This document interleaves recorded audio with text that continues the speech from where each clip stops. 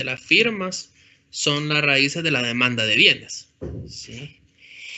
Entonces, aquí es un poco de notas viejas que son mías. Entonces uno dice, la última vez estudiamos el consumo, pero bueno, el consumo ya lo hemos visto en modelos intertemporales, ¿sí? Entonces, eh, los hogares, o sea, como se da en los hogares, ¿sí? Nosotros asumimos que la inversión resulta de la solución de un problema de optimización. Es decir, nuevamente, esto es macroeconomía, pero la ecuación de inversión tiene que resultar de un problema de optimización. Esto que a veces se pone it est, I.E, a veces se pone en los libros, es decir, ¿sí? Entonces uno pone, es decir, que las familias resuelven el problema de maximizar los beneficios esperados, ¿sí? Que es un problema que nosotros ya vimos, ¿sí? Y dice esperados. Entonces, bueno, aquí en esta parte de aquí, entonces, en el problema de maximizar la inversión, que es lo mismo que un problema de la empresa, ¿verdad? Entonces nosotros vimos esta ecuación, ¿sí? La ecuación de la acumulación de capital, donde uno dice que el capital de mañana es igual a la depreciación del capital hoy más la inversión, ¿sí? Donde sigma es la tasa de depreciación y de T es la inversión bruta, ¿sí? Es decir, la inversión, ¿sí? Que incluye el reemplazo de capital, ¿sí? Entonces, esto es que el capital es una variable de stock y la inversión es un flujo que cambia. ¿Sí? Entonces, uno entiende que se necesita o que necesitamos entender la demanda de capital, ¿sí? Para entender la inversión tenemos que entender la demanda de capital, ¿sí? Entonces, las firmas, hay alguien que no está pagando su...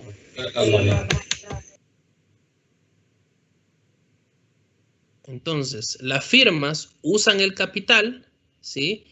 Por ejemplo, como maquinaria y edificios para producir el producto, es decir, para producir el PIB. Sí, está bien. Entonces, aquí acuérdense que este capital que nosotros propusimos en el modelo, este KDT, ¿sí? Es un KDT que básicamente es KDT físico, ¿sí? Bueno, las firmas, una firma, ¿sí? Maximiza los ingresos, ¿sí? Seleccionando el capital basado en el mismo principio de cómo selecciona el trabajo, ¿sí? Entonces, ¿se acuerdan el problema sencillo de microeconomía? Este es el problema sencillito de microeconomía 1, perdón, microeconomía 2, donde uno sabe que el precio por el producto es el ingreso menos el costo. Claramente aquí estoy suponiendo que no hay costo de trabajo, ¿sí? Entonces, la Field Order Conditions, que son las FOC, ¿sí? O sea, las condiciones de primer orden. Cuando usted deriva esto, si usted deriva con respecto al capital, la primera derivada con respecto al capital de la función de producción es la productividad marginal del trabajo, del capital, perdón. La MPK, productividad marginal del trabajo, perdón, del capital, repito. Y eso va restado a la tasa de interés, ¿sí? Entonces, aquí está el costo marginal del capital, que muchos le dicen la tasa de interés, ya lo vamos a ver que no es la tasa de interés, ¿sí? Entonces aquí tenemos el beneficio marginal y este es el costo marginal. Claramente el beneficio marginal, ¿sí? Que es el valor del producto marginal, es igual al costo marginal, ¿sí? Del capital. Entonces, la variable R es a veces llamada el uso del costo del capital o la tasa de renta de capital, ¿sí? Entonces, esta R, ¿sí? Que es lo que yo repito y repito mucho, digamos, y lo voy a evaluar en examen, es no confundir esa R con la tasa de interés, ¿sí? Entonces, usualmente en microeconomía a veces la gente dice, no, es que despejás y eso es igual a la tasa de interés. Y confunden esto con la tasa de interés. No, es el uso del costo del capital y eso del uso del costo del capital tiene 4 componentes. El precio del capital, la tasa de interés, es decir, dentro de la renta del capital, dentro del, del del uso, del costo del uso del capital, está el precio del capital, la tasa de interés, la tasa de depreciación y el potencial cambio en el precio del capital. ¿Cómo es la fórmula? Más específicamente, tenemos que la tasa de capital es igual a la tasa de interés por el precio del capital más la tasa de depreciación por el precio del capital menos los cambios del precio del capital. Tomamos factor común precio de capital y me queda que la tasa o el costo del uso del capital es igual a la tasa de interés más la tasa de depreciación más este cambio o el crecimiento de los precios del capital, ¿sí? Por el precio del capital. Aquí está, ¿sí? Esta es una famosa expresión que a uno le enseñan, o que a mí no me la enseñaron, ¿sí? No sé si ahora le enseñan, pero que a uno le deberían de enseñar en microeconomía 2, ¿sí? Esta expresión. Hay una demostración para llegar a esa expresión, pero eso es de la clase de micro 2, ¿sí? Pero uno debe de tener para toda la vida, no confundir que la tasa de interés no es igual a la tasa del capital, al costo del uso del capital. O sea, vuelvo para atrás. En este problema famoso de micro, ustedes a veces ven que hay profesores, muchos, errados, claro, no sé en qué año se formaron, pero cuando obtienen este despeje dicen, es que la productividad marginal del capital es igual a la tasa de interés. No, eso está mal. No, no, no. Es igual al costo del uso del capital y el costo del uso del capital es igual a la tasa de interés más la tasa de depreciación más el cambio de precio, todo eso multiplicado por el precio del capital. ¿Sí? Claro, este es el costo del uso del capital. Dentro del costo del uso del capital, claramente tiene que estar la tasa de interés, porque cuando usted va a comprar maquinaria o va a alquilar un edificio o va a construir un edificio, tiene que pedir un préstamo. O sea que dentro de su costo de capital va la tasa de interés, pero no solo la tasa de interés, van los cambios por inventario, van tiempos que se puede extender la obra y usted tiene que tener más costos, ¿sí? Y también va incluido el tema de la depreciación, ¿sí? Bueno, básicamente uno ve que la demanda de capital tiene pendiente negativa, ¿sí? Y uno ve que aquí en el centro está el precio de capital de equilibrio, ¿sí? Esta ecuación es clásica en microeconomía, ¿sí? Y aquí uno ve cuál es el capital de equilibrio, ¿sí? Y aquí ve uno cuál es la tasa de capital, uso de capital real, ¿sí? Aquí está el óptimo. ¿Y uno por qué dice que el óptimo? Bueno, uno cuando siempre habla de óptimo es porque el ingreso marginal de algo es igual al costo marginal. ¿Sí? Acuérdense que cuando uno encuentra el óptimo de algo, es que el ingreso marginal de algo va a ser igual al costo marginal de algo. Claro, eso en competencia perfecta. Y eso, esta lógica de esta curva, uno dice, bueno, pero ¿cómo se representa esto en una gráfica? Bueno, básicamente, la ecuación tiene pendiente negativa por ciertas características que tiene que cumplir la función de la demanda. Y en el óptimo va a estar el punto acá. ¿Sí? El óptimo es un punto de la curva. ¿Sí? Está bien. Y ese punto es el que corresponde al precio del capital, que es el que encontramos. Perdón, al costo del uso del capital, que es el que encontramos acá. ¿Sí? Bueno, en estado estacionario, uno lo que puede decir es que no en estado estacionario, despejando la inversión, uno dice que la inversión es igual a los cambios de capital más el capital depreciado. Bueno, poquito de estática comparativa, sencilla estática comparativa.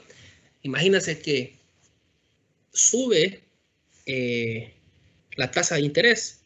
Es decir, sube la tasa de interés, claramente la tasa de interés es parte del costo del capital, ¿sí?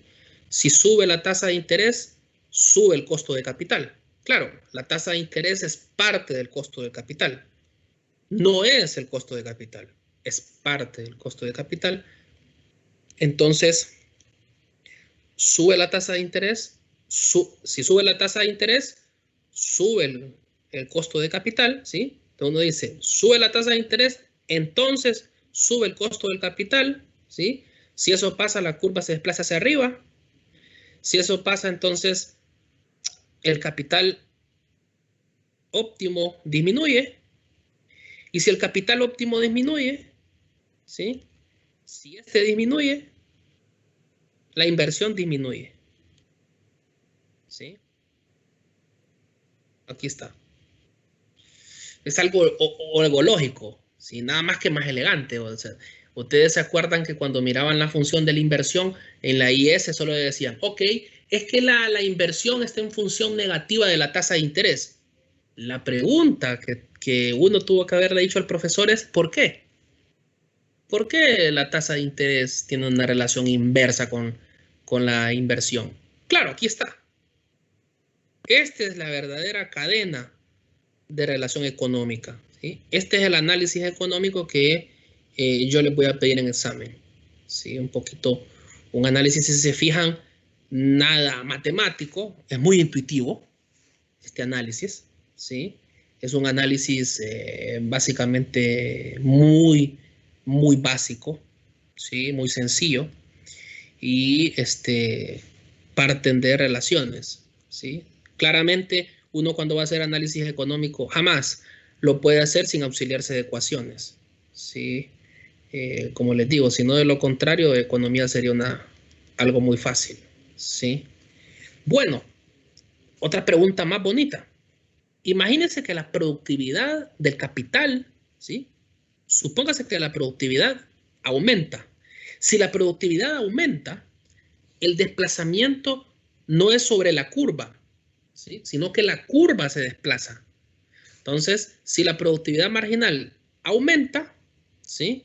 Es decir, si la productividad aumenta, la productividad marginal del capital aumenta. Usted se acuerda que cuando decíamos productividad, uno habla de la productividad total de los factores. Entonces, la famosa Z, ¿se acuerdan del examen? Bueno, esa Z del examen incluye movimientos de capital y trabajo, ¿sí? Porque es la productividad total de los factores. Se supone que si incrementa esa A o esa Z, ¿sí? En este caso yo la pongo A, pero en el examen les puse como Z. Aquí productividad significa productividad total de los factores, porque no le pongo apellido, no le pongo productividad total del capital. Se aumenta la productividad, uno supone que aumenta la productividad total de los factores. Y bueno, ¿cuáles son los factores? Bueno, los factores de la producción son capital y trabajo. Y entonces, si aumenta la productividad total de los factores, aumenta la productividad marginal del capital, ¿sí? Entonces nos vamos hacia atrás. Entonces, si se acuerdan, aquí está. Si aumenta la productividad marginal del capital, entonces uno dice, ¿qué pasa? El siguiente paso, ¿qué es? Sube el capital, ¿sí? ¿Está bien? Sube, se desplaza la productividad marginal del capital, el precio del capital se mantiene igual, ¿sí? El costo del uso del capital, como se mantiene igual, ¿sí? Lo único que va a pasar es que va a aumentar la cantidad óptima de capital, ¿sí? Muy bien. Entonces, un aumento de la productividad aumenta el capital, y si el capital aumenta, lógicamente aumenta la inversión. Entonces, ¿qué uno puede decir? Dos cosas. Se aumenta la tasa de interés, disminuye la inversión. ¿Cuál es el camino este? No es cualquier camino, porque a veces cuando uno le dice, ¿y por qué la tasa de interés? ¿Por qué si la tasa de interés sube, tiene que bajar la inversión? No, el camino no es directo. Primero sube el costo del capital. Si sube el costo del capital, sube el capital, baja el capital, perdón. Y si baja el capital, baja la tasa de interés. ¿Sí? Perdón, baja la inversión. Entonces el caminito es, sube la tasa de interés, sube el costo del capital, baja el capital óptimo y baja la inversión. Este es el caminito que uno debe de aprender de la relación entre tasa de interés e inversión, ¿sí? Tasa de interés e inversión. Luego el caminito o la relación económica entre productividad e inversión, ¿sí? Es que si aumenta la productividad, aumenta la inversión. Sí, eso es lo que tiene que saber uno. Eso pensando en un modelo estático, ¿sí? Aquí no es intertemporal. Bueno, a veces hay costos, hay ajustes de capital, ¿sí? Y los ajustes de capital, los ajustes de los costos de ajuste al capital, perdón, ¿sí? Pasa que cuando hay costos de ajuste al capital, uno comienza a introducir fricciones muy reales al modelo. Es decir, uno puede decir que no toda la, no toda la, en la práctica, digamos que hacer inversión no es directo, no es que uno va, compra la inversión y la pone en instalación. Hay un costo de instalación, hay un tiempo de instalación, entonces hay elementos que atrasan la inversión. En Honduras, digamos, un atraso a la inversión es como un esquema político. Por ejemplo, imagínense técnicamente en Honduras, ¿cómo se le llamaría al Trans 450? ¿Sí? Entonces uno mira que ahí hay un costo de ajuste al capital. En el caso del Trans 450, como nunca se dio, el costo de ajuste al capital fue finito, ¿sí? Teóricamente. A veces pueden haber atrasos en la inversión y esos atrasos de la inversión se convierten en ajustes, costos de ajuste, y hacen más caros los proyectos. ¿Sí? Los economistas le decimos a eso costos de ajuste. En el caso del Trans 450, ese coste de ajuste fue infinito, digamos, porque nunca llegó a construirse el Trans 450. Y ese ajuste se da por un parámetro lambda, ¿sí? ¿Verdad? Que eso hace que uno necesite más capital para lograr la inversión requerida, ¿sí? O sea que básicamente a esta ecuación que está aquí, que es la misma de acá, ¿sí? Esta misma, le ponemos un parámetro lambda, ¿sí? Si lambda vale 1, no hay costos de ajuste, ¿sí? Pero entre lambda tiene un valor menor a 1, los costos de ajuste son superiores, que la inversión se va haciendo más grande, lambda mayor a 1, ¿verdad? ¿Sí? Hace más pesada la inversión. Está muy bien. Ok, entonces, otro elemento en este tema de la inversión es un poco introducir al gobierno. Cuando uno habla de impuestos, ¿sí? Implícitamente entre el gobierno, ¿sí? Entonces, hay consecuencias de tener impuestos. Entonces, si uno habla de impuestos a los ingresos de las empresas, ¿sí? Uno dice que antes de impuestos uno tiene esta función de este estilo, donde tiene los ingresos y menores a los costos. Estos son los ingresos, estos son los costos. Pero después de impuestos, uno tiene un ajuste por impuestos. Claramente, uno hace 1 menos la tasa de impuestos por el lado de la firma. Por el lado del consumidor, uno suma el impuesto. ¿Sí? El empresario lo resta, el consumidor lo suma. ¿Sí? Porque cuando uno va a la pulpería y compra la Coca-Cola, ya tiene el impuesto incluido. Entonces está sumado. Pero el empresario, al preparar sus beneficios, tiene que restarlo. ¿Sí? El consumidor no, porque ya lo suma en el valor de lo que compra. Entonces el empresario resta sus impuestos, ¿sí? Entonces, si uno toma la primera derivada de esta función, ¿sí?, vuelve a obtener el mismo resultado que antes. Dice aquí, un impuesto puro, ¿sí?, a los beneficios no tiene efecto sobre la demanda de capital o sobre la demanda de trabajo, ¿sí? Acuérdense que por el lado de la empresa, uno le dice demanda de trabajo o demanda de capital, ¿sí? Entonces, allí digamos que una de las cosas que uno ve acá es que si el impuesto es puro, teórico, ¿sí? Si el impuesto es, o sea, aquí se le dicen un impuesto puro a los beneficios, en realidad es un impuesto teórico. No tiene efecto sobre la demanda de inversión, ¿sí?, o sobre la demanda de trabajo. Ese es un hallazgo interesante, yo lo pregunto en una guía. Sí, está muy bien, para que lo tengan en consideración. Claramente, por supuesto, ¿sí?, en una industria competitiva, ¿sí?, entonces no hay ingreso en equilibrio, ¿sí? ¿Está bien? Entonces, el punto de todo esto es que el impuesto no tiene efecto en una industria competitiva.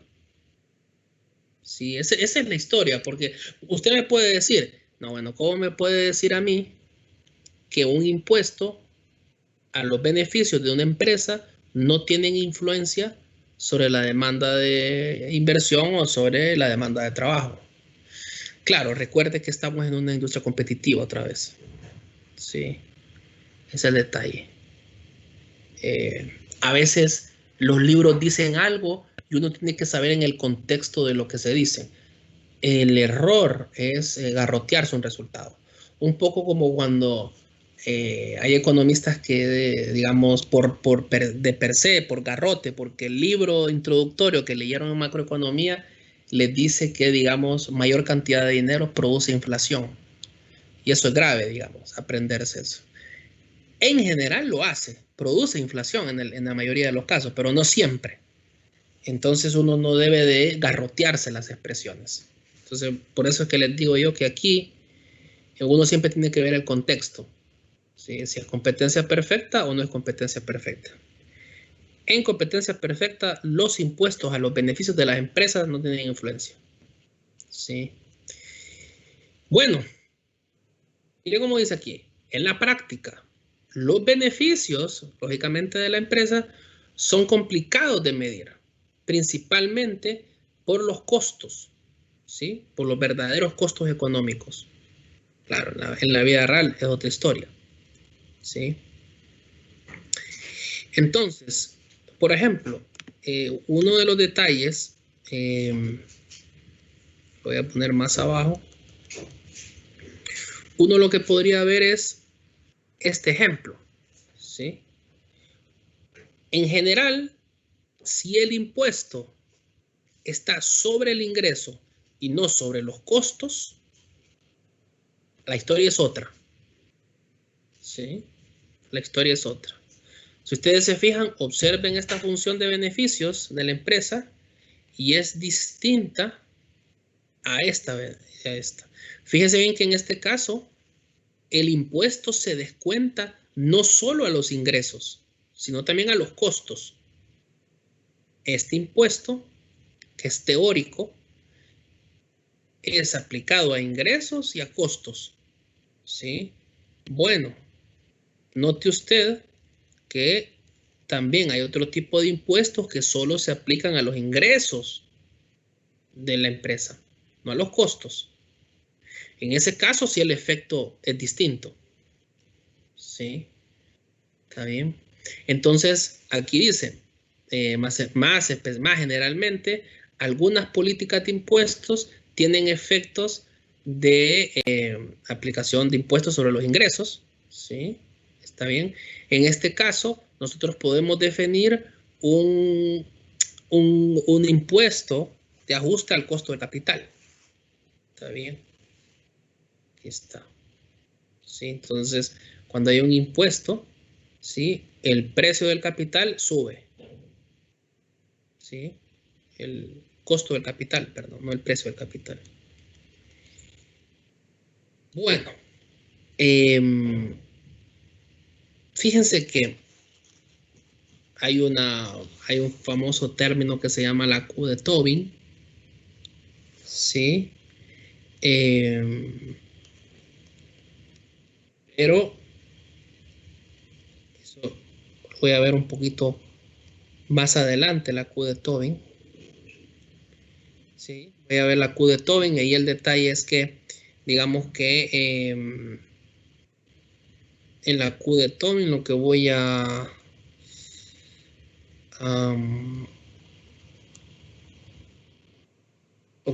ver ahora es lo siguiente. Fíjense bien. En la función de consumo, ¿sí?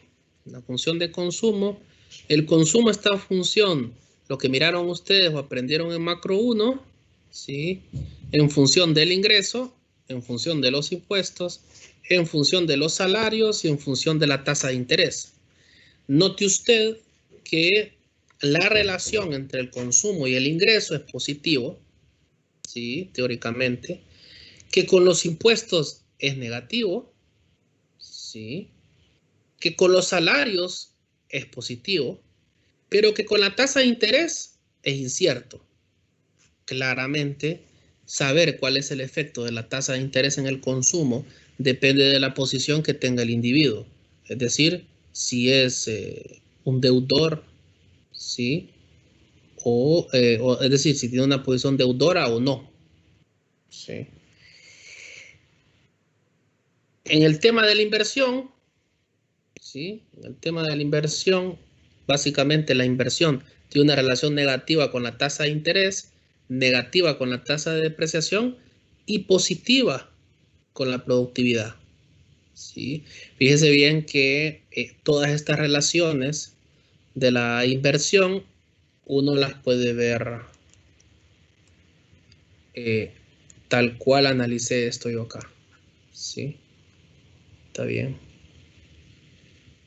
Y fíjense bien que una relación entre inversión y productividad es positiva, con la tasa de interés negativa, ¿sí? Claramente falta ver la relación con la tasa de depreciación, pero ustedes la pueden deducir rápidamente que es negativa, ¿sí? Esta ecuación es la clásica de la igualdad entre la oferta y la demanda, consumo más inversión más gasto de gobierno, ¿sí? Y esto ya lo han resuelto, digamos, en macro 1, ¿sí? Fíjese bien que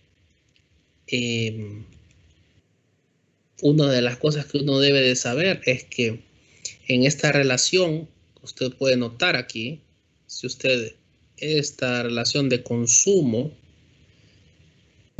y el gasto público lo pasa para el lado izquierdo, ¿sí? Este consumo y el gasto público, esta G que está aquí es gasto público, ¿sí? Si usted pasa este consumo y el gasto público al lado izquierdo, ¿sí? Entonces, básicamente usted lo que va a obtener es en la parte izquierda, en la parte derecha tiene la inversión, ¿sí? Y si usted resume y suma a ambos lados lo que es los impuestos y los resta y los suma, ¿sí? Tal vez aquí lo que voy a hacer es desarrollarlo en, uh, en Word, es decir, básicamente lo que yo les quiero decir acá es que el ahorro, si ustedes notan el ahorro nacional, ¿sí? Que va a ser una S grande, va a ser igual al ahorro privado más el ahorro de gobierno. Es decir, lo voy a hacer, este, lo voy a hacer en una hoja de Word mejor para que lo entiendan mejor.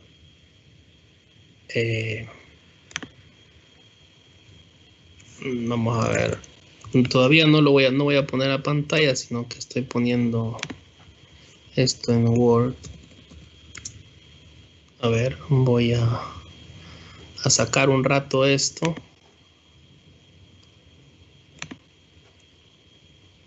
Y voy a poner esto. Sí, entonces, una ecuación clásica que uno debe aprender siempre y que está en las notas de la guía que voy a dar es que el ahorro nacional es igual al ahorro privado, ¿sí? Más el ahorro de gobierno. ¿Sí? Si es que hay ahorro de gobierno. Sí, yo estoy poniendo como el balance de gobierno. Entonces, el ahorro total lo vamos a poner como SDT, ¿sí? Y mejor lo voy a poner acá. Lo voy a poner como el ahorro total igual al ahorro S por saving, ahorro privado más ahorro público. Sí, entonces el ahorro total, sí, que es igual al ahorro privado, y el ahorro privado es igual a, claramente vamos a poner aquí por pedazos mejor, el ahorro privado por definición es igual al ingreso menos el consumo menos lo que paguen impuestos. Sí, eso es por definición. ¿Sí? Una economía, el ahorro privado es los ingresos que tiene, le descuenta los sus consumos y le descuenta los impuestos. Lo que le queda es el ahorro privado. ¿Sí? ¿Cómo definimos el ahorro público? ¿Sí? El ahorro público en este caso sería igual a los ingresos del gobierno, que son los impuestos, menos los gastos del gobierno. Entonces yo voy a poner acá donde, ¿sí? Aunque ya lo deberían de saber, T son los impuestos, ingresos del gobierno, ¿sí? Punto y coma, y G es el gasto público. Está bien. Gastos del gobierno. ¿Sí? Entonces, básicamente, el ahorro privado es igual al ingreso menos el consumo menos los impuestos, y el ahorro público es igual a los impuestos menos los gastos del gobierno. Bueno, el ahorro total, ¿sí? Es igual al ahorro privado, que sería este, ¿sí?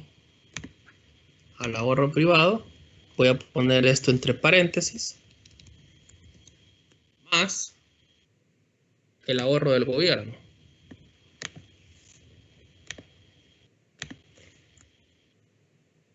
¿Sí? Entonces, ¿qué pasa?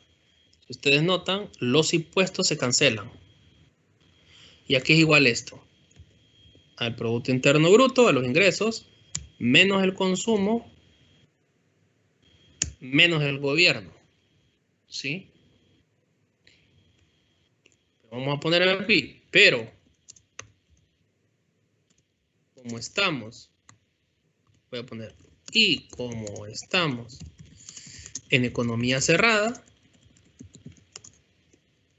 puntos, el ahorro total es igual a la inversión. Y la inversión la representamos por una I. ¿Sí? Entonces, el ahorro total, ¿sí? Es igual a la inversión. Entonces, inversión es igual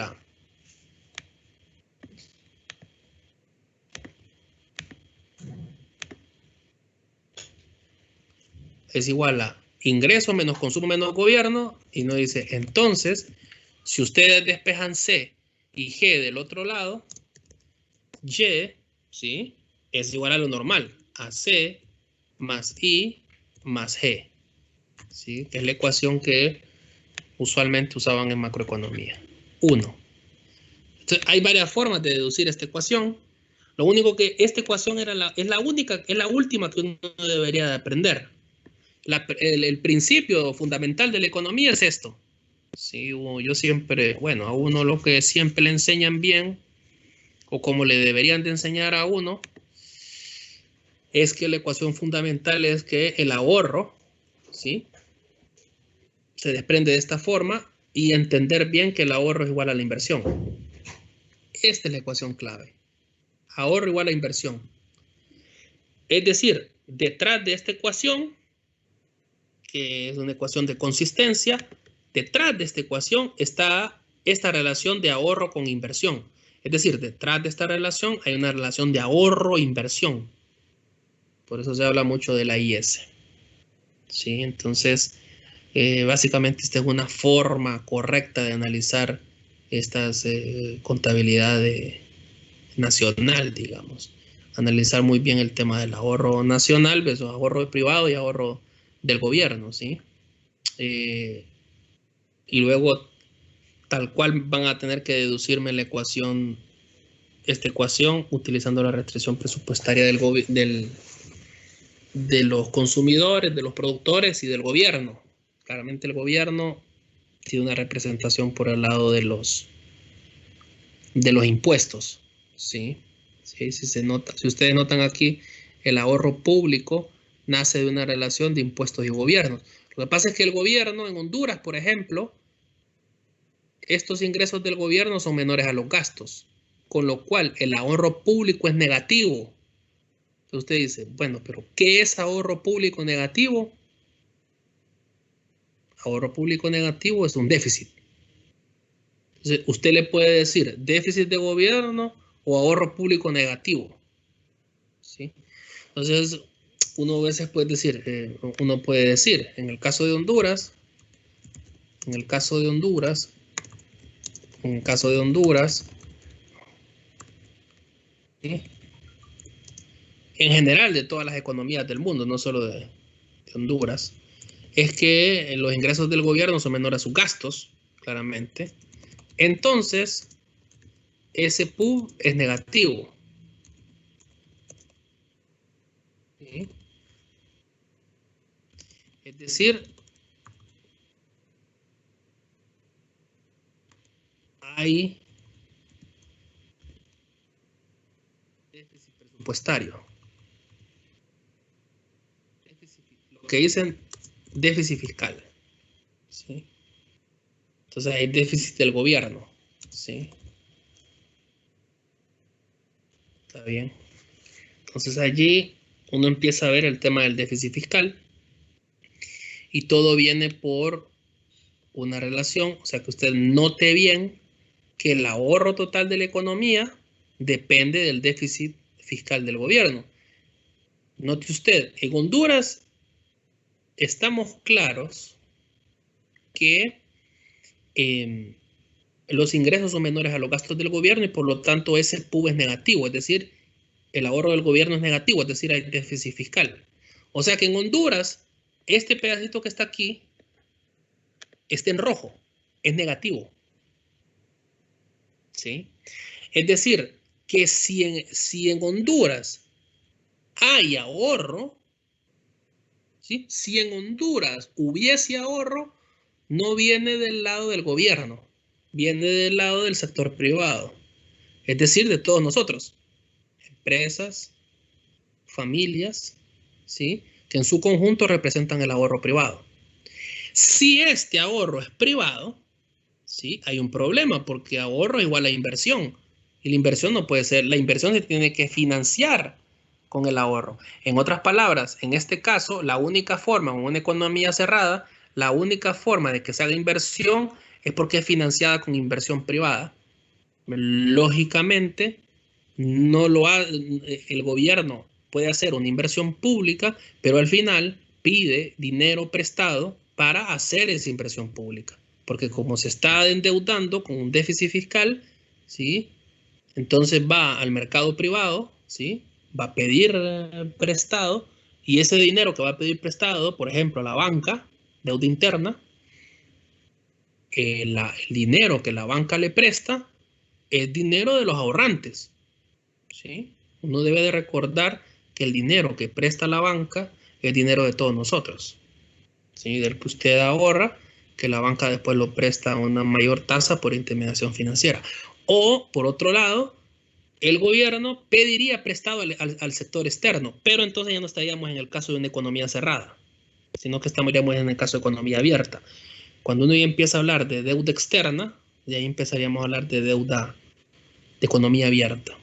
¿Sí? Aquí acuérdense que estamos todavía con economía cerrada, todavía no estamos viendo el efecto de exportaciones, importaciones, y allí ya vamos a empezar a hablar de términos de intercambio, que es lo que al principio de la clase hablamos un poco. Bueno, entonces aquí me desconecto otra vez para volver a recuperar las notas donde estaba dando clase acá. Entonces, lo que les decía es que el ahorro nacional es igual al ingreso menos el consumo menos el gasto del gobierno, porque es igual a la inversión. ¿Sí? Y entonces el ahorro es igual a la inversión, ¿sí? Y aquí lo que uno tiene es el equilibrio, ¿sí? Del ahorro con la inversión, ¿sí? En una manera sencilla, a lo macro 1, digamos, ¿sí? Como les debieron de enseñar en macro 1. ¿Está bien? Entonces, entonces imagínense que uno tiene una tasa de interés, ¿sí? Que es menor a la tasa de interés de equilibrio, ¿sí? En ese caso, uno estaría como abajo de esta tasa de interés, ¿sí? Acá, exactamente en esta zona de acá, ¿sí? Estamos suponiendo que la tasa de interés de equilibrio es mayor a la tasa a una tasa de interés cualquiera. Si eso es cierto, lo que estaría pasando es que la demanda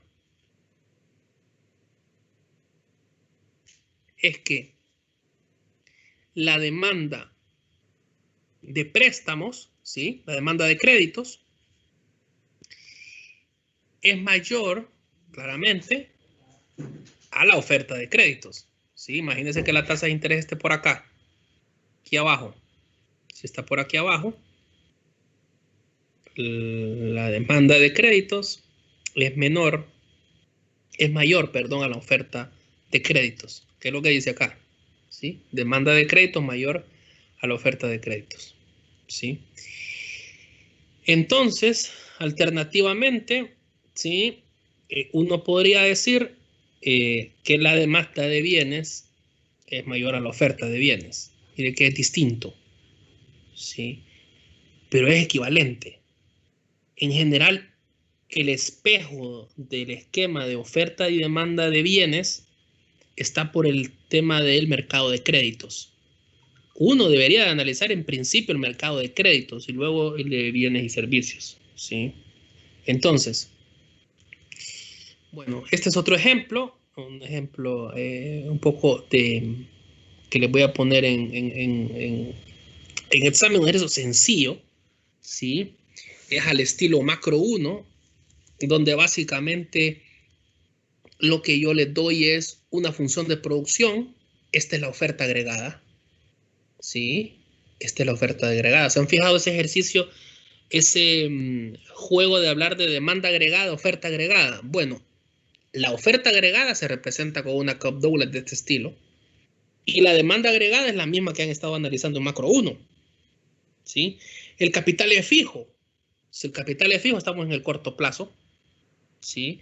Y si la demanda no se mueve, estamos en el muy corto plazo, nada se mueve y lo que tenemos es un valor de oferta fijo, no se puede mover la producción y lo único que tenemos que analizar es la demanda, ¿sí? Fíjense bien que aquí todavía no hay economía abierta porque no hay exportaciones ni importaciones, ¿sí? Entonces, en el paso 1 que uno debe de resolver es computar la oferta agregada. Para eso yo les di el capital, les di el trabajo, ¿sí? Aquí está el capital, aquí está el trabajo. Estamos en el muy corto plazo. El producto es igual a 5.000 millones, por ejemplo. Y esos 5.000 millones, como la oferta es igual a la demanda, sustituyo en el tema de la ecuación de consumo más inversión más gasto de gobierno, obtuve el 5.000. Y básicamente lo que me hace falta encontrar, como ya hay gasto, como les doy el gasto de gobierno, y les doy el Producto Interno Bruto, lo único que haría falta aquí es la tasa de interés. Y obtienen la tasa de interés. ¿Sí? ¿Está bien? Un ejercicio muy sencillo. ¿Sí? Como el kindergarten. Por otro lado, uno podría encontrar el ahorro privado, que es básicamente la resta del ingreso menos los impuestos, menos el consumo, que son 750. Y uno podría ver también el ahorro de gobierno, que en este caso es cero. Impuestos y gastos es cero. En este caso el ahorro del gobierno es cero, no es muy realista, digamos, porque habría equilibrio presupuestario. ¿Sí? Por ejemplo, ahora que se va a mandar acuérdense muy bien de ahora que se va a mandar el presupuesto general de la República a discusión en el Congreso Nacional, este SDG contempla que los ingresos son menores a los gastos y por lo tanto el ahorro del gobierno es negativo. Si el ahorro del gobierno es negativo, la única forma que el gobierno tiene para financiar el presupuesto es endeudándose, con deuda interna, deuda externa. ¿Sí? No hay equilibrio presupuestario como en este ejemplo teórico, digamos. Bueno, aquí digamos que termina esta parte. Voy a seguir con las otras filminas. Como una parte, me hace falta repasar el tema de tengo un tema de la Q de Tobin, pero lo voy a dejar un poquito más adelante, del acelerador financiero también. Bueno, les voy a compartir la otra. Fíjense que el otro repaso de las notas son un modelo de equilibrio general por un poquito intuitivo, previo a las notas, a los ejercicios de las notas de clase que les voy a hacer el otro examen. El otro examen va a ser muy corto, digamos. Sí. Entonces, otra cosa que vamos a ver hoy es un modelo completo de equilibrio general. Entonces vamos a ver el tema de la sustitución temporal en la oferta laboral, el equilibrio simultáneo en el mercado de bienes y de trabajo, y hacer un poco de estática comparativa. Si se acuerdan que en el examen les pregunté cuál es el efecto de la productividad, aquí vamos a ver también un efecto de lo que es introducir al gobierno, el gasto del gobierno. Claramente me interesa que veamos cuál es el efecto de la productividad, ¿sí? Pensando en que vamos a seguir analizando el efecto de la productividad en el segundo examen también. Entonces, básicamente, dice acá, nosotros vamos a ver que hay una relación, hay una interacción compleja entre el mercado de bienes y el mercado de trabajo. Sí, ¿se acuerdan que yo les decía al principio de la clase que uno de los errores más fuertes de la clase Macroeconomía 1 es que analizan la economía y no analizan el mercado de trabajo? Eso es grave, digamos. Es decir, yo les decía al principio de la clase, en Honduras no hay estabilidad macroeconómica y no es para ponerme en una postura negativa de economista, sino que no está bien decir que hay estabilidad macroeconómica. Claro, cuando las personas que están en una posición pura de gobierno no van a estar muy contentos con una afirmación de que no existe estabilidad macroeconómica. Y uno puede incluso escuchar que el Fondo Monetario dice que hay estabilidad macroeconómica. Lo que pasa es que hay un componente muy delicado de palabras. Y en el fondo, perdón por la repetición de palabras, pero el detalle, la reflexión es que el Fondo Monetario se refiere a estabilidad macrofiscal, ¿sí? No en un contexto correcto de estabilidad macroeconómica. Y si el fondo dice que hay estabilidad macroeconómica, es porque considera que hay pleno empleo en el mercado de bienes y servicios. Entonces, para que exista una cierta base de estabilidad macroeconómica, uno tiene que ver por lo menos 3 cosas. Y siempre recuérdenlo toda la vida. Lo primero, tiene que haber un nivel muy bajo de subempleo. Bueno, ya está. Honduras tiene un nivel excesivo de subempleo. Sí, más del 50%. Es más, un poco más del 60% o alrededor del 60% está subempleado en Honduras. Entonces no puede haber estabilidad macroeconómica con eso. ¿Sí? Si usted me dijera que el subempleo es manejable, es decir, anda en 10%, está muy bien. Podríamos empezar a hablar de estabilidad macroeconómica. Se estabiliza la economía, pero teniendo más del 50% de la gente subempleada, no podemos hablar de estabilidad macroeconómica. ¿Cuál es el segundo elemento que tendríamos que ver para estabilidad macroeconómica? Un déficit fiscal bajo y un nivel de deuda con respecto al PIB sostenible. Es decir, la deuda que acumula el gobierno, acuérdense, un principio que uno no debe olvidar es de dónde viene la deuda.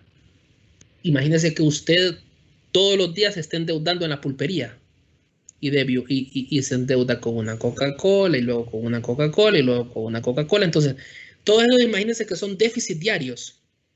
Bueno, al final del mes, ¿cuántas Coca-Cola debe? 30. Esa es su deuda.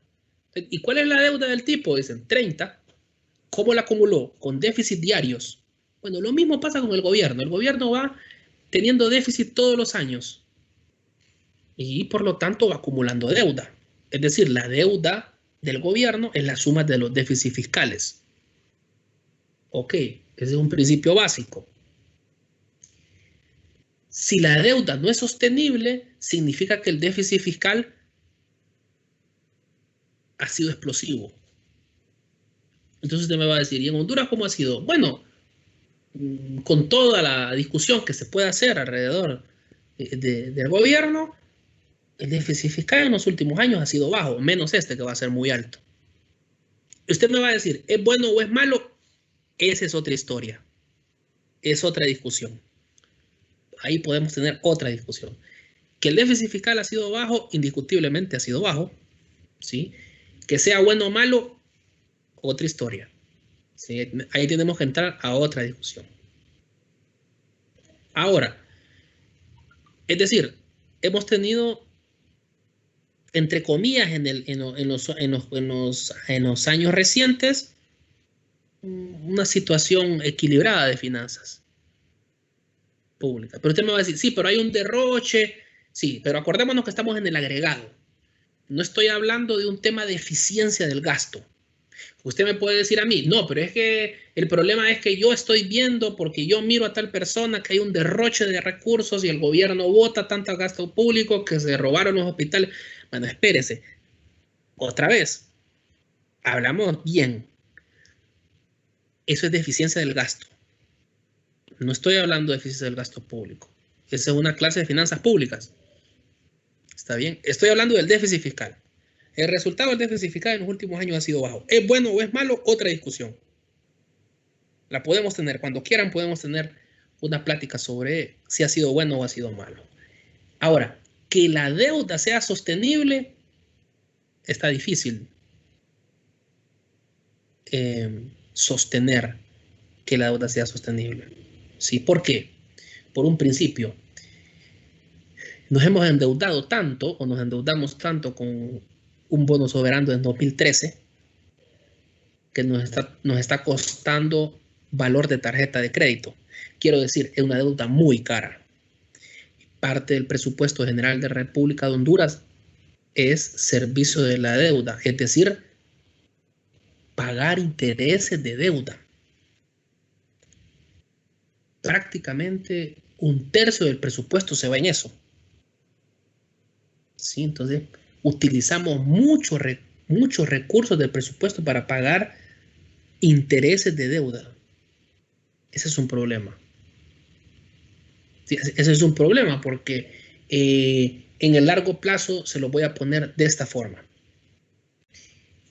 por la reflexión, porque esto todo tiene que ver con presupuesto y esto es macroeconomía y todo lo demás. Y estabilidad macroeconómica. Estamos estacionados ahí. Uno debe reflexionar lo siguiente. ¿Se van a arreglar los problemas sociales en Honduras? ¿Sí o no?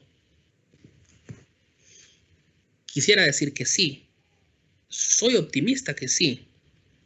El problema es el siguiente, y usted lo debe de saber como economista. En Honduras hay un proceso desde 2015 que se llama bono demográfico.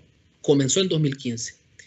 Y la gente no le pone atención, no hay mucho debate sobre el bono demográfico. ¿Qué significa el bono demográfico? Que Honduras va a tener durante casi 20 años su PEA al máximo. Es decir, su población joven estará al máximo hasta el 2035-2030. ¿Eso es bueno o es malo? Debería de ser muy bueno.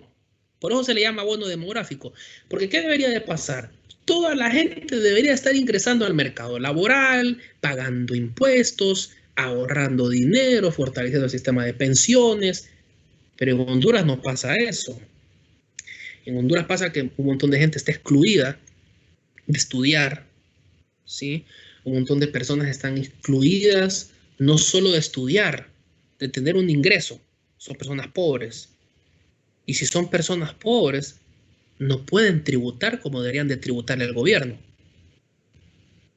¿Sí?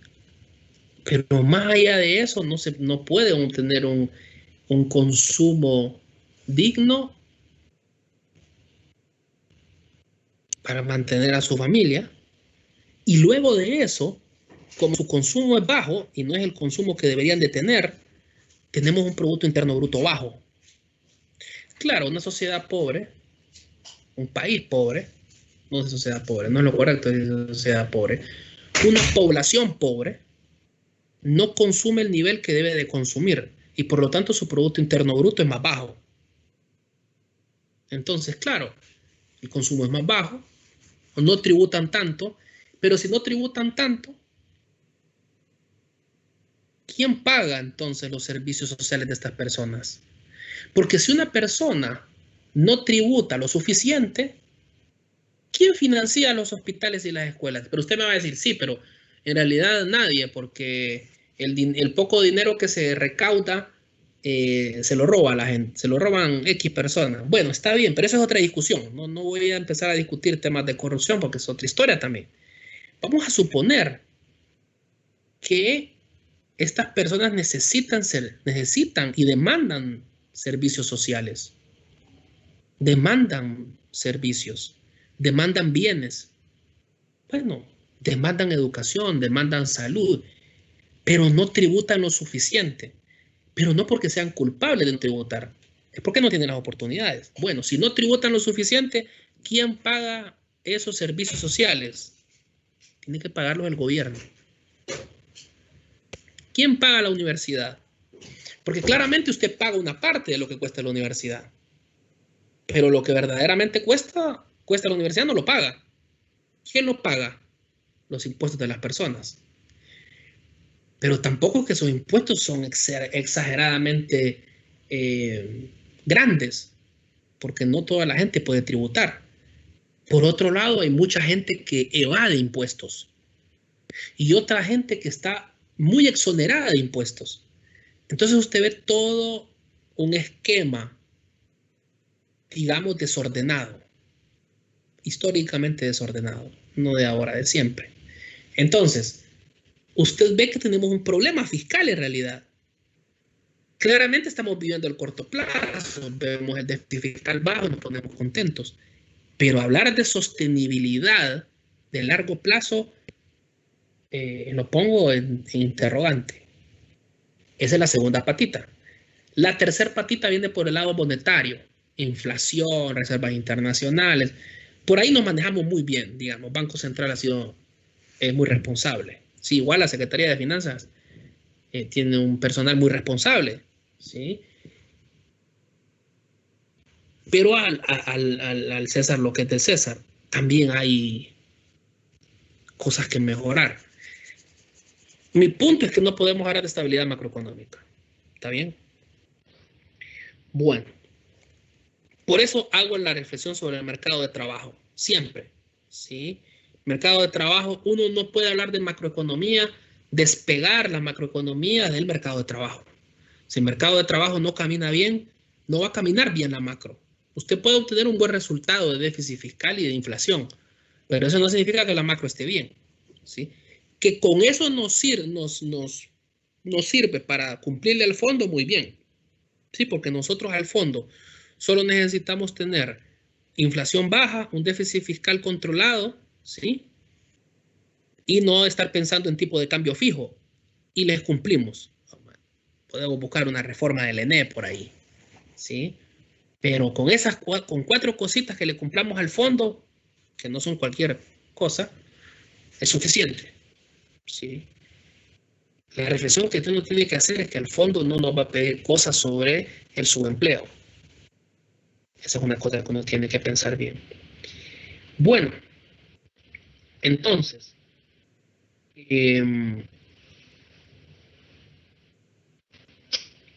la llave o el punto de todo esto es entender cómo el vaciado de mercado, ¿sí?, cambia en salario y tasas de interés y se vincula con este tema de consumo y trabajo, ¿sí? ¿Está bien? Y luego cómo se vincula eso con los cambios de las decisiones de inversión de las firmas, ¿sí? Entonces, si ustedes se fijan, este es un ejercicio, digamos, de 2 periodos. Nosotros vimos un ejercicio de múltiples periodos. Este es un ejercicio, digamos, que uno debería de ver en microeconomía 2, ¿sí? De 2 periodos. Nosotros vimos de un solo en multiperiodos porque después no lo vuelven a ver, ¿sí? Aquí el ejocio, ¿sí? Aquí están las restricciones presupuestarias en 2 periodos nada más. Por eso no aparecen las sumatorias, aquí no hay incertidumbre, son digamos, sencillos, problemas relativamente sencillos, ¿sí? Y lo que a mí me interesa es estas conclusiones, los 2 efectos principales, ¿sí? Entonces, temporalmente, mayores salarios incrementan la oferta de trabajo, ¿sí? Entonces, eh, alternativamente, dice, un descenso en los salarios futuros incrementa, digamos, la oferta de trabajo. ¿Está bien? Luego, mayores tasas de interés, ¿sí?, incrementa el precio corriente del ocio, ¿sí? Corriente que significa hoy. En este caso sería que eh, mayores salarios temporales, o sea, un mayor salario temporal, incrementa la oferta laboral hoy, ¿sí?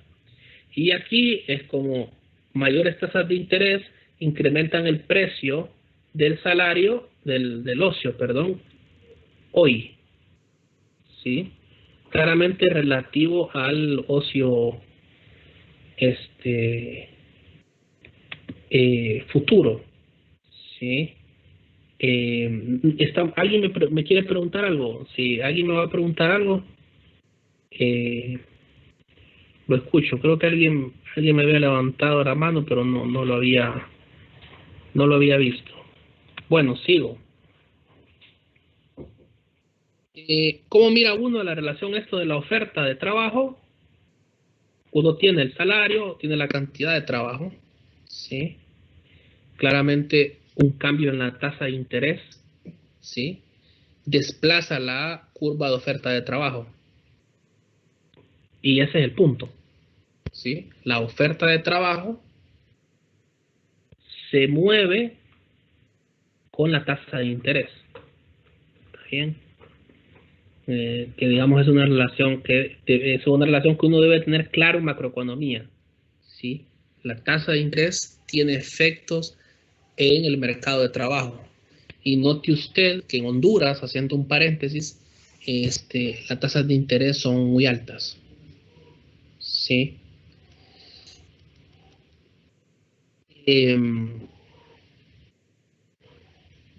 Algo importante también de recordar es que la riqueza incrementa la oferta de trabajo, ¿sí? Entonces uno dice, una cosa importante de recordar es que cuando la riqueza incrementa, la oferta de trabajo decrece, ¿sí? Es decir, cuando la riqueza aumenta, la oferta de trabajo se desplaza hacia la izquierda.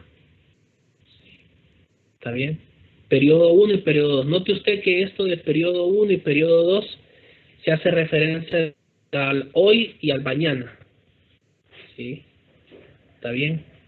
Sería el hoy y al mañana. Acuérdense que ese periodo es como siempre estamos viendo la temporalidad. Antes, en lo que usted miraba o lo que usted aprendía era que miraba un efecto en hoy y el hoy. Aquí en estos problemas uno ve el efecto de hoy y mañana. Luego, los hogares hoy, en consumos hoy, ¿sí? Vamos a ver un detalle aquí abajo. A ver.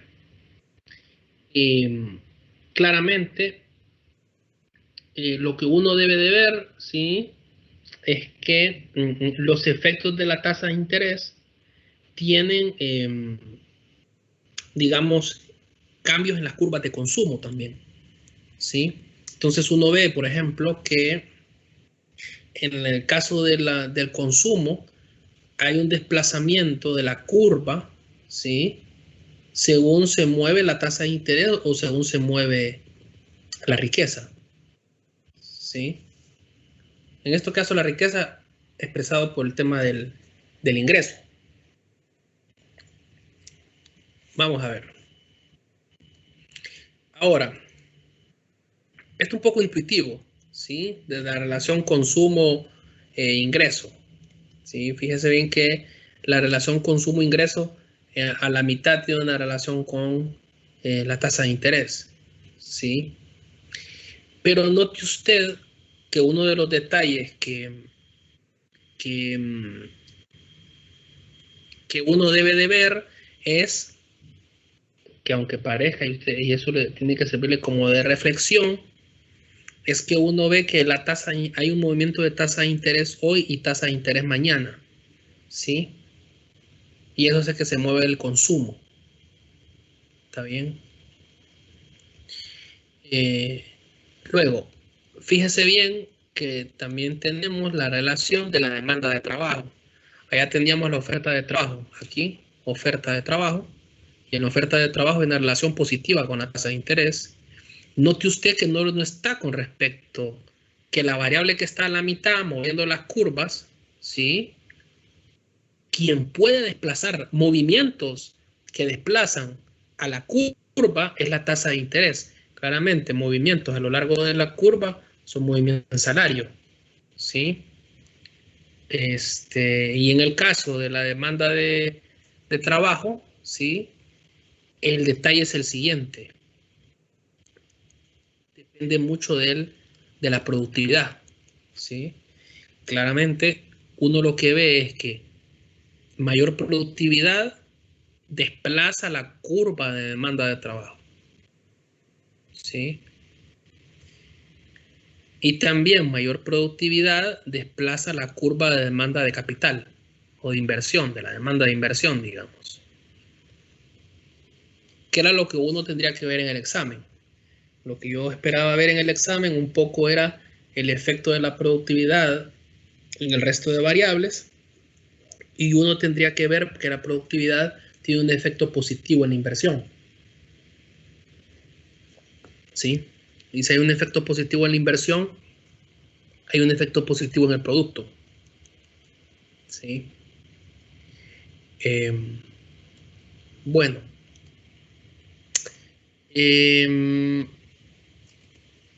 voy a ver si muestro esto. Bueno, vamos a poner este ejemplo. Voy a ver lo del gobierno, porque para el gobierno tengo que introducir, digamos, el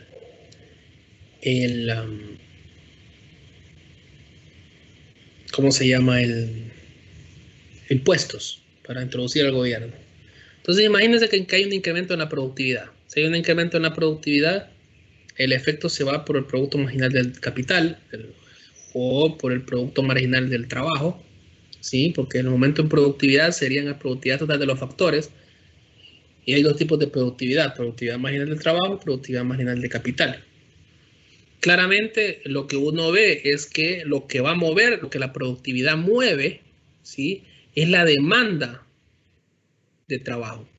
Entonces se desplaza la demanda de trabajo, ¿sí?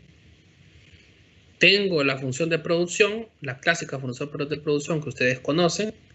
Si se mueve la productividad, ¿sí?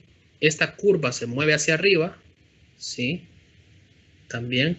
Y entonces se aumenta el Producto Interno Bruto. Entonces, aumenta el trabajo en esta zona y además a este nivel de trabajo hay otro nivel de Producto Interno Bruto que es mayor al inicial, ¿sí? Y al final, en la relación con la función de producción, ¿sí? Como aumenta de este nivel de producto inicial a este nivel de producto 2, esta tasa de interés que siempre se mantiene igual, ¿sí?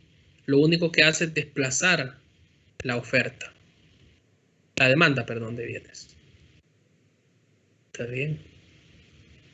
Esto con respecto a la tasa de interés. Y uno ve las tres gráficas, ¿sí? Esta es la función de producción, ¿sí? Este es con la relación de tasa de interés producto, que es como, digamos, la relación, cuando uno ve la relación IS, ¿sí? Que es la oferta, aquí faltaría la demanda. Entonces, una mejora en productividad hoy, ¿sí? Porque aquí dice corriente. Siempre que miren en esas notas, corriente significa hoy. Una mejora en la productividad hoy, ¿sí? ¿Verdad? Entonces, significa que la productividad de hoy va a ser menor a la de mañana porque mejora, ¿sí? Entonces, aumenta la demanda de trabajo, aumenta el Producto Interno Bruto, aumenta el número de trabajadores contratados y al final hay más producción, ¿sí? ¿Está bien? ¿Qué más? Bueno, yo creo que por ahí vamos a hacer. Entonces, fíjese bien. Lo que vamos a hacer es, el examen lo vamos a tener en 2 semanas y vamos a terminar de ver todas estas notas. Hoy vimos como un repaso. Esto no lo vamos a ver, esto lo puede ver fácilmente, esto es de microeconomía, ¿sí? Y lo que me interesan es que vayan leyendo relaciones como estas que están acá, ¿sí? Elementos acá. Que vayan aprendiendo eso, que vayan repasándolo, ¿sí? Que vayan viendo estos ejemplos, porque les voy a poner una prueba corta, digamos. Y esa prueba corta es una prueba corta de verdadero y falso, ¿sí? Entonces vamos a tener alrededor de 2 horas y vamos a tener una guía que vamos a hacer, ¿sí? Una guía que la pongo todos los periodos, con la diferencia que aquí estamos haciendo como extensión de algunas explicaciones que luego me facilitan a mí el tema de la guía, porque en la guía ya están las respuestas hechas de las cosas. Es una guía que doy resuelta yo. Entonces, lo vamos a dejar por aquí. Si no hay alguna duda, me dicen ahora, ¿sí? Si no hay ninguna duda, muy bien, digamos. Lo vamos a ver hasta el jueves. Entonces, los resultados se los voy a dar el jueves. En la tarea en general, unos grupos muy bien, otros grupos no tan bien, ¿sí? Como esto era en grupos. Entonces, hay un par de grupos que hicieron muy buen el trabajo. Muy bien, entonces tienen 30 puntos. No hicieron todo, pero como yo les digo, mi tema no es que hagan todo, sino que yo mire el esfuerzo en el trabajo. Entonces hay personas que tienen los 30 puntos. En el examen comencé a revisar un examen, y bueno, regular, digamos. No he visto los demás. Entonces voy a terminarlos de sacar el lunes. Acuérdense que es periodo muy corto.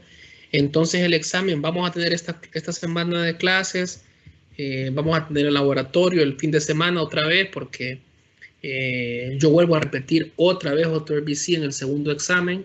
Entonces, nada más que con menos tiempo, solamente no les voy a dar, digamos, el montón de tiempo que les di en el primero, ¿sí? Sino que les voy a dar solamente 3 días. Van a tener 3 días para hacer un modelo de RBC rápido. Entonces van a tener 3 días para trabajar. Se los voy a dar un viernes y lo van a entregar un lunes. Pero yo les voy a adelantar el día del examen. Pero sí tienen que tener claro que el examen va a ser más o menos en 2 semanas. Entonces yo les adelanto. En el examen van a tener 30 puntos de preguntas de una prueba corta, que va a ser así preguntas cortas como esto que estamos haciendo ahora, donde vamos a ver qué le pasa a la productividad, cuál es la relación de la inversión, perdón, la tasa de interés con la inversión, pero tienen que explicarme toda la relación económica de lo que pasa. Eso está en las notas de clase. Nada más que yo le doy vuelta a la pregunta. Preguntas como explique cuál es la diferencia entre el precio entre el costo del uso del capital y la tasa de interés. Entonces hay que explicarlo ahí un rato. Pero básicamente lo que yo deseo decirles es que el examen lo vamos a tener en 2 semanas, digamos. A más tardar será el 14 de agosto, una fecha así. Por poner una fecha, tendríamos el examen el viernes 14 y me lo estarían entregando el lunes 17. ¿Sí? Mientras tanto, y lo vamos a hacer siempre sobre RBCs, el examen, y en estas 2 semanas, en esta semana que falta el jueves, vamos a tener clase. Entonces la próxima semana vamos a tener un quiz. El quiz muy probablemente lo vamos a tener el 11 de agosto. ¿Sí? Y vamos a tener esto sobre lo que estamos viendo. Unas preguntas verdadero y falso, que voy a tener ahí una guía. Preparo una guía de 15 preguntas y van a tener una hora. Va a ser en hora de clase. ¿Sí? Yo les voy a hacer una guía tipo lo de las otras clases. Les dan una guía, un verdadero y falso. Yo se lo voy a poner ahí. Entonces, va a ser muy corto, digamos, esto. Bueno, entonces les doy 2 fechas. Más o menos el 11 vamos a tener una prueba y el 14 vamos a tener un examen.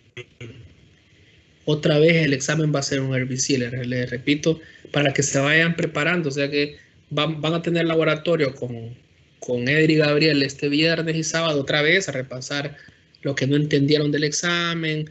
Ellos van a tener el examen, entonces les pueden preguntar alguna cosa. Y luego van a tener clases el próximo fin también. Y luego viene el examen.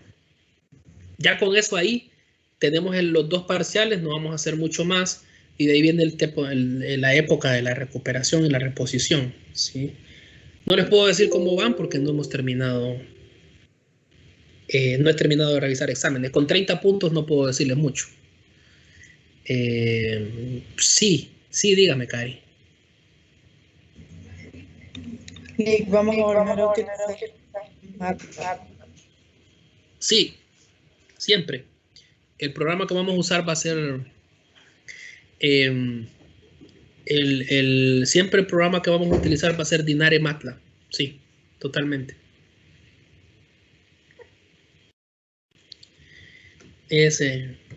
Y va a ser otra vez un examen. Nada más que la diferencia es que no le voy a dar tanto tiempo, pero van a tener un tiempo prudencial, digamos.